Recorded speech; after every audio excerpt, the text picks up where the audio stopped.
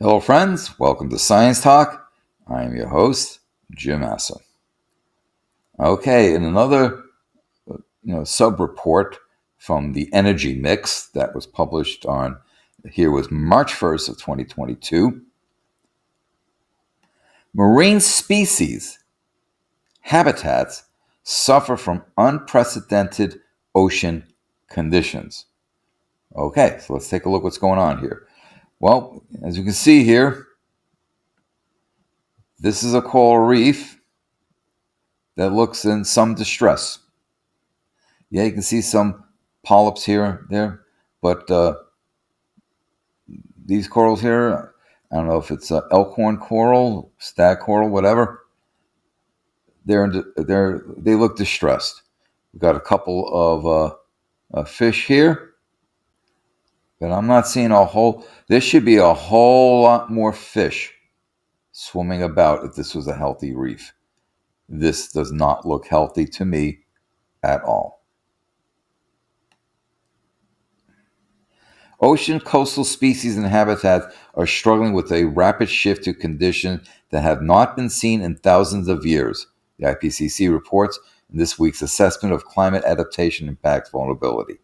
Anthropogenic climate change has exposed ocean and coastal ecosystems to conditions that are unprecedented over millennia, and these factors have greatly impacted life in the ocean along the coast. Surface warming in the last half century has shifted marine species toward the poles at 60 kilometers per decade.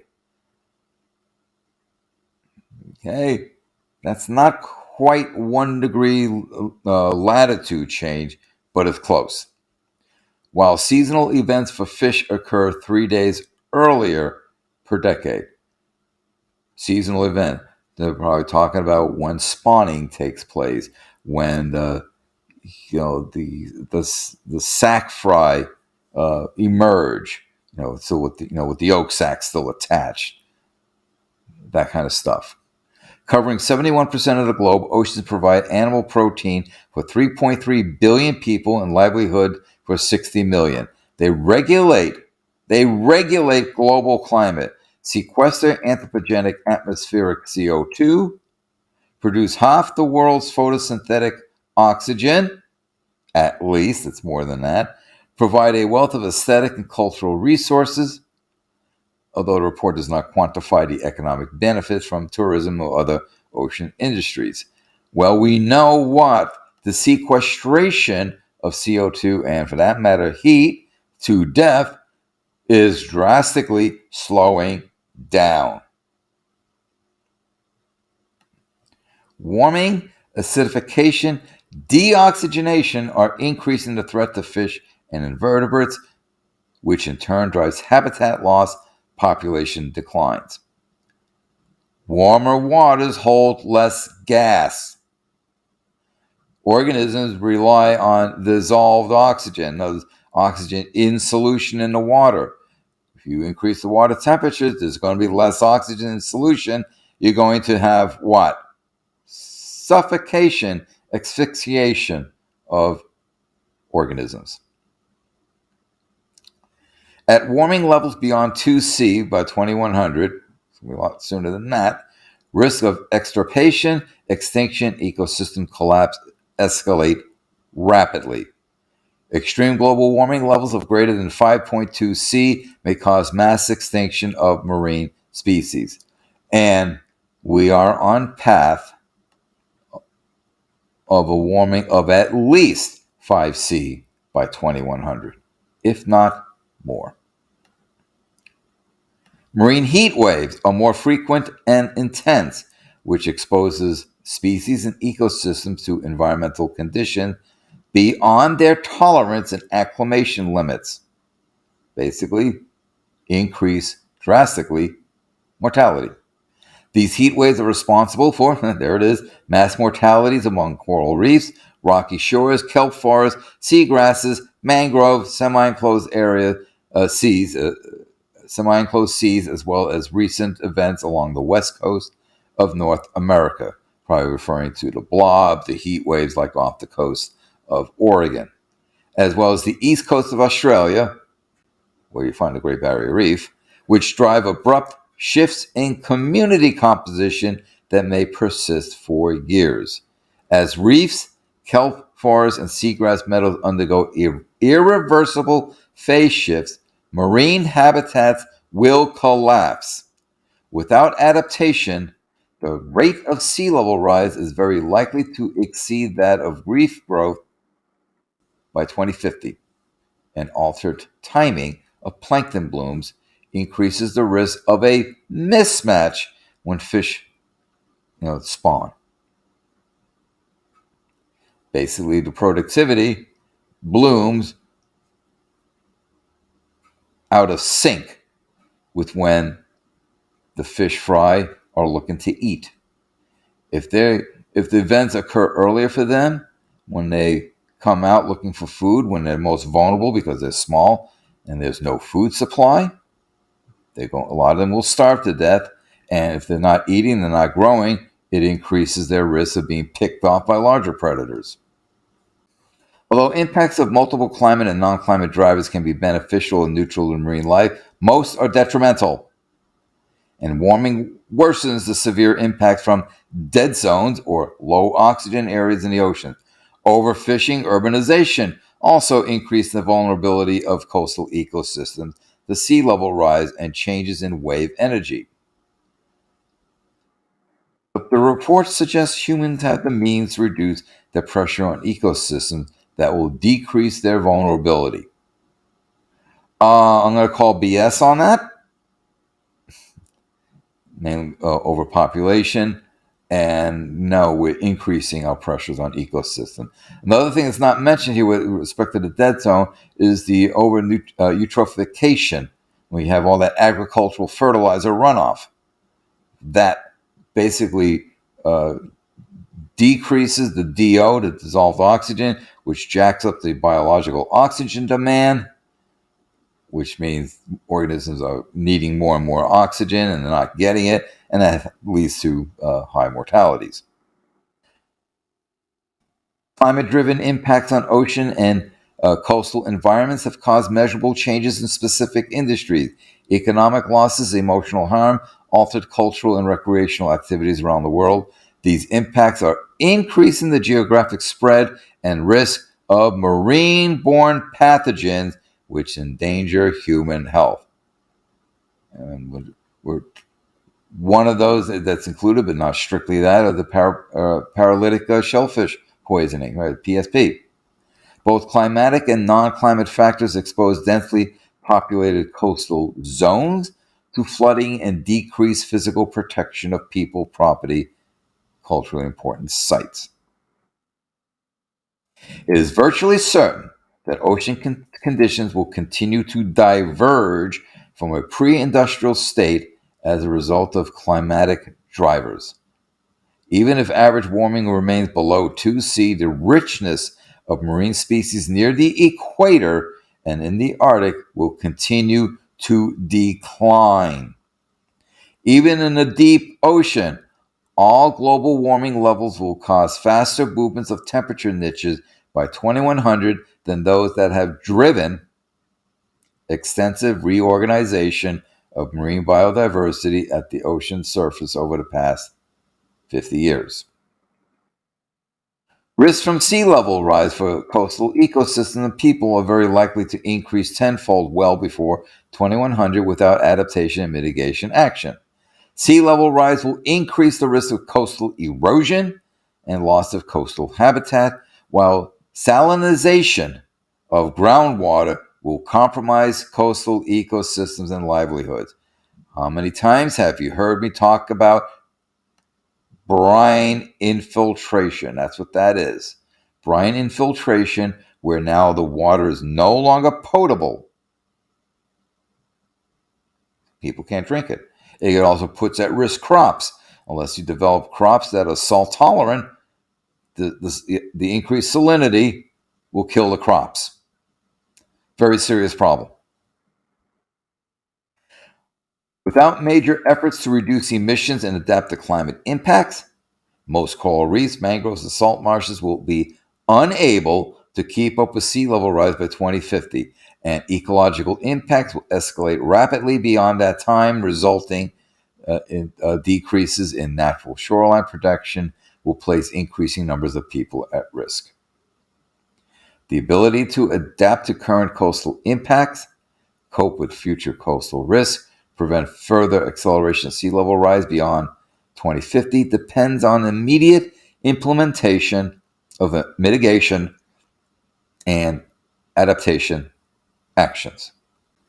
New studies and model simulations are providing evidence of how changing climate affects oceans, as well as how human communities experience these impacts.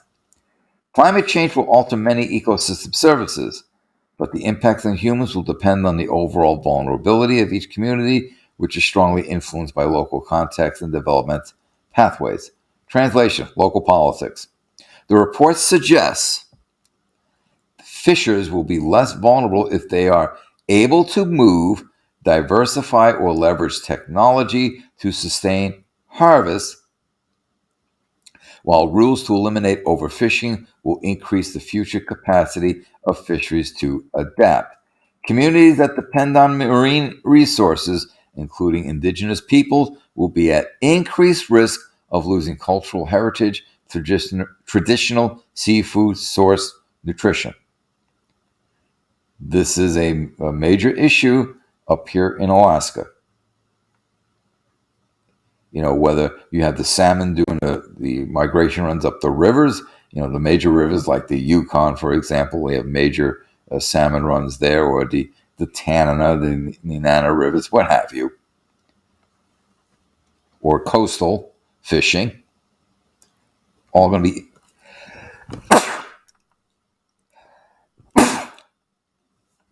they're all going to be adversely impacted. Early warning systems and public education about environmental change developed and delivered with local and cultural context can decrease those risks. Humans are already adapting to climate driven changes in marine systems, and while more adaptation will be required even under low emission scenarios, transformative adaptation will be essential if emissions exceed that minimum. Without transformation, global inequities will likely increase between regions, and conflicts between jurisdictions may emerge and escalate.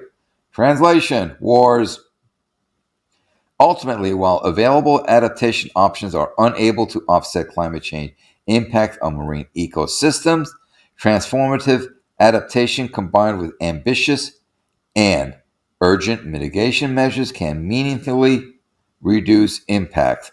Marine protected areas can contribute substantially to adaptation and mitigation if they are designed to address climate change, strategically implemented, well governed.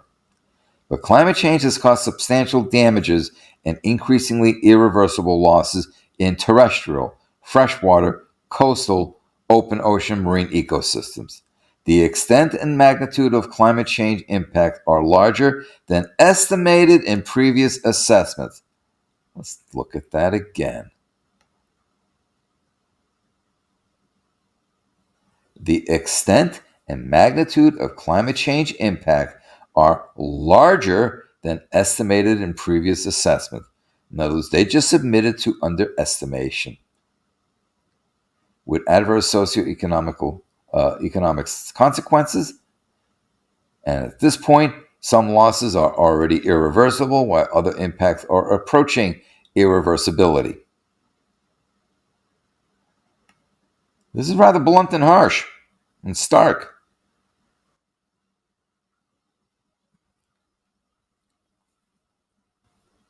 You've heard me say the oceans are dying. They didn't come right out and say it, but that's basically what they're saying. Yeah, they talk about 3.3 billion people depend on the ocean for protein.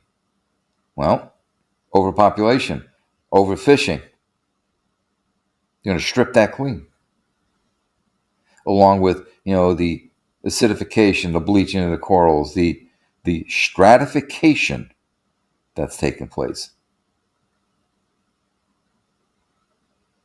You're not going to get the productivity required to feed the ever increasing human population. This is not sustainable.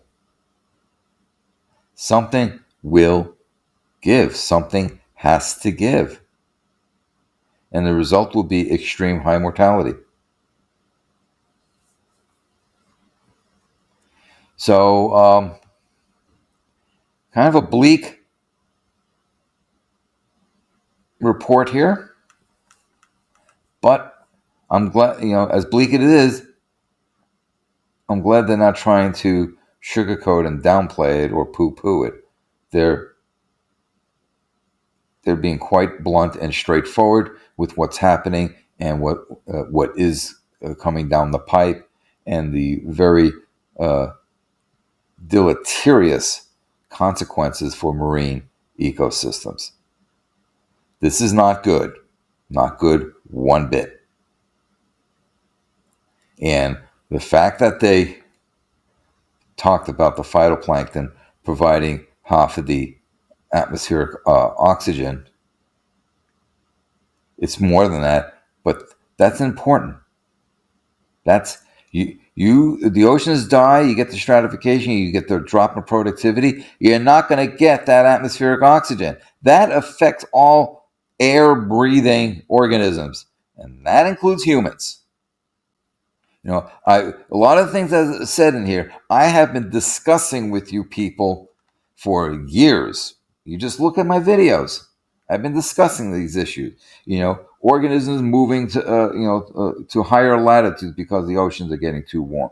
The acidification issue. The slowdown in the sequestration of ocean heat and the CO2.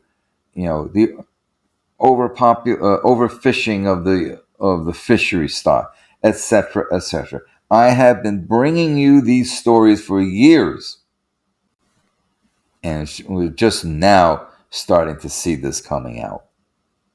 And quite honestly, it's too late. It's just too friggin' too late. So, kind of a bleak, depressing segment here, but this is what it is.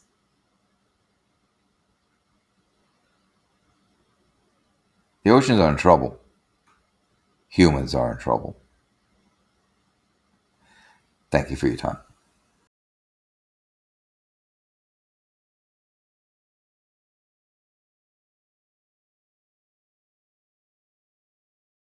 Hello folks, this is Jim here with Science Talk, asking you to please subscribe to my channel and to inform others of my channel and of the work that I do. Please share to social media platforms that you use. Also, as a reminder, don't forget to click the bell so that you know when I load up more videos. Finally, I ask that you support the work that I do by becoming a patron at patreon.com. Details in the description box below. Thank you for your support.